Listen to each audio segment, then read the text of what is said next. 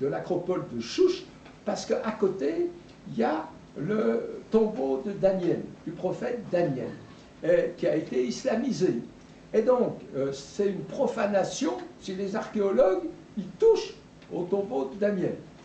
Donc, on s'excite un peu les premiers jours, donc ils sont obligés, eux, ils racontent ça dans leur texte, ils sont obligés de tirer à la carabine, non pas sur les gens, mais ils prennent des cibles. Alors, par exemple, un vieux pot qu'ils ont retrouvé dans la terre, une pièce archéologique, hein, mais qui est déjà un peu cabossée, qui n'est pas entière, parce qu'ils trouvent des pièces entières, celles qui sont au Louvre, voilà, mais ils trouvent des morceaux. Alors, ils mettent quelque chose comme ça, à 60 mètres, je dis combien, et ils tirent tous, dont mon Housset, lui aussi, et ils font mouche tous.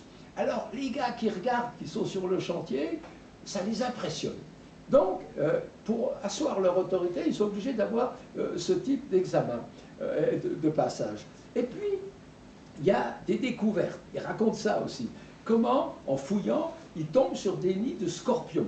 Bon. Et il y a un gamin, parce que dans la main-d'œuvre, je pense que les droits de l'homme, vous voyez, c'était pas encore chose courante. Voilà, donc l'époque, en 1884, il y avait le père qui venait, l'oncle, le gamin ou deux gamins de la famille, puisqu'on les payait, ces gens-là. Donc, il y a un gamin qui se fait piquer par un scorpion. Et donc, les gens du coin appellent le marabout, le sorcier, je ne sais plus quoi, qui vient et qui dit « Ah oui, il faut, alors on va le traiter avec du lait de chèvre dans lequel on va mélanger de la bave d'escargot, je ne sais pas quoi. » Et eux, ils ont des médicaments, ils sont partis avec des médicaments. Et Housset, malgré lui, parce que c'est un scientifique, il prend l'initiative en disant écoutez, moi je vais m'occuper du gamin, et il prend les médicaments qu'ils avaient, et il sait soigner la plaie, et puis donner un antidote pour que le gamin n'ait rien, et le gamin avait de la fièvre, évidemment, tout de suite après, et ça se passe très bien.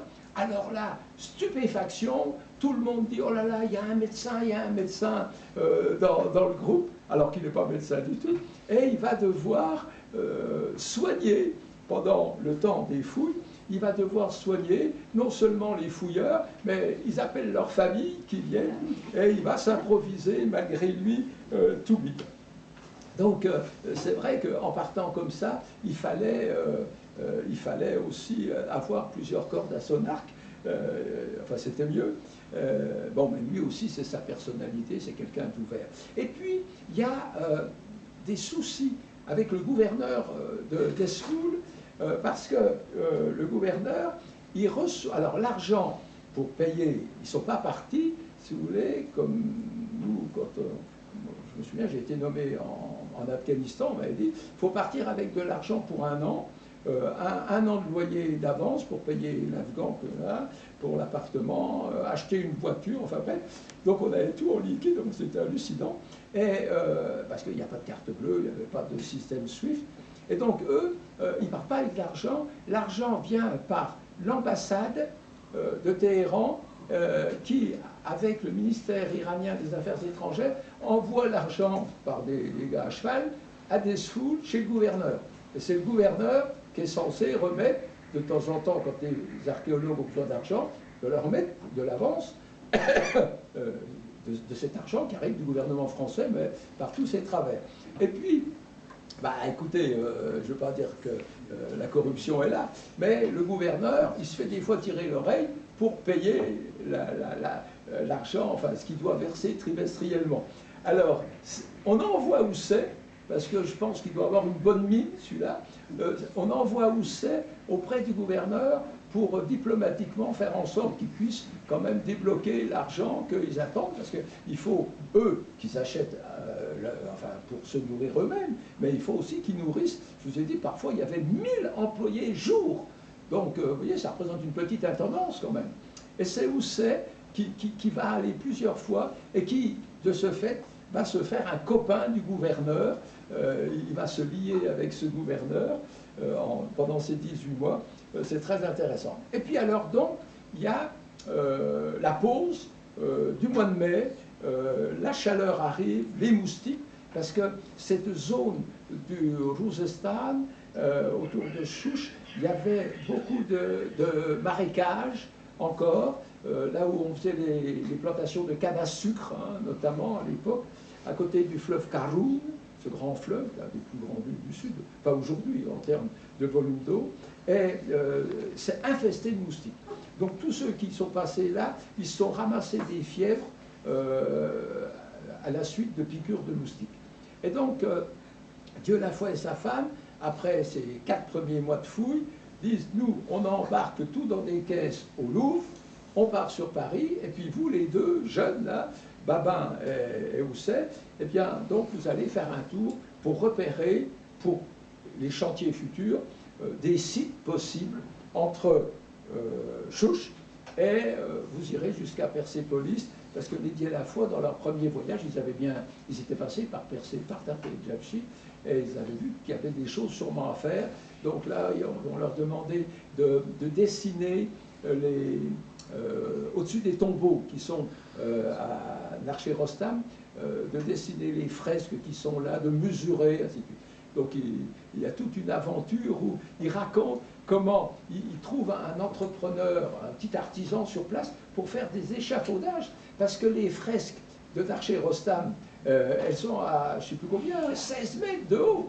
Donc il faut un échafaudage. Alors il est brinque-ballant quand il monte dessus, parce qu'il faut voir aussi comment les Iraniens les ont travaillé, le chantier, c'était quelque chose, quoi.